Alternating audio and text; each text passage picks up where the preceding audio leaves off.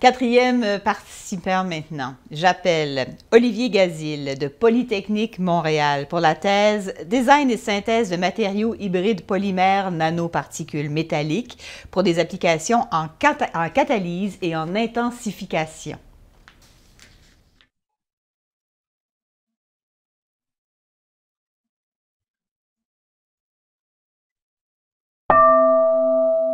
On est en temps de crise et tout est incertain sauf une chose, l'or. Connaissons tous l'or comme la valeur refuge par excellence. Mais connaissez-vous vraiment l'or? Saviez-vous que sous forme de nanoparticules, soit 1 million de fois plus petit qu'un grain de sable, l'or développe de nouvelles propriétés qui le rendent très intéressant? Par exemple, les nanoparticules d'or, est-ce qu'elles sont jaunes? Eh bien non, les nanoparticules sont rouges. L'or va aussi développer des propriétés antibactériennes. Et, ce qui m'intéresse dans mon cas, il va permettre d'aider des réactions chimiques. En fait, les particules d'or sont vraiment intéressantes pour ce qu'on appelle la chimie verte, une chimie plus respectueuse de l'environnement. Leur utilisation permet notamment la production de biocarburants, un stockage plus vert de l'énergie et un traitement plus efficace des eaux usées. Par exemple, en éliminant des sous-produits pharmaceutiques. C'est bien beau tout ça, mais utiliser ces dernières va causer un problème.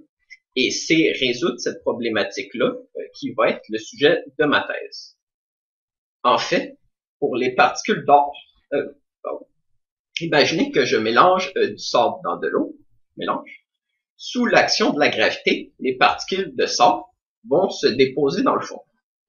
Pour les particules d'or, c'est l'inverse. Elles sont tellement petites qu'elles vont rester en suspension dans le mélange et elles vont être très difficiles à séparer. Et qui dit difficile à séparer dit coûteux. Pour surmonter cela, il faut utiliser une astuce.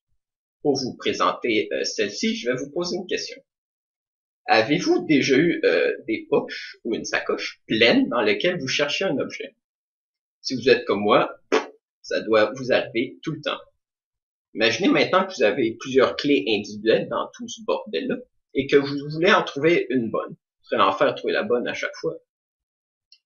Eh bien, pour régler ce problème, on utilise les fameux porte-clés. On peut garder la clé du bureau, de la maison, de la voiture ensemble. Donc, si vous êtes devant chez vous, vous prenez le porte-clés et vous êtes chez vous. L'idée est d'utiliser le même principe pour les particules d'or, donc ce support-là, le porte-clés, pour pouvoir immobiliser les particules d'or ensemble.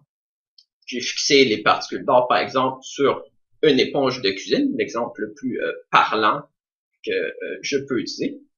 Donc, une fois qu'elle était fixée, l'éponge était rouge. Et puis, j'ai pu l'utiliser dans plusieurs réactions, comme si j'ai utilisé pour plusieurs batchs de vaisselle. Donc, j'aimerais au moins que vous vous rappelez une chose de ma présentation. Donc, ça serait, au lieu de penser à l'or comme d'un investissement, pensez plutôt... C'est cruel, hein? 180 secondes.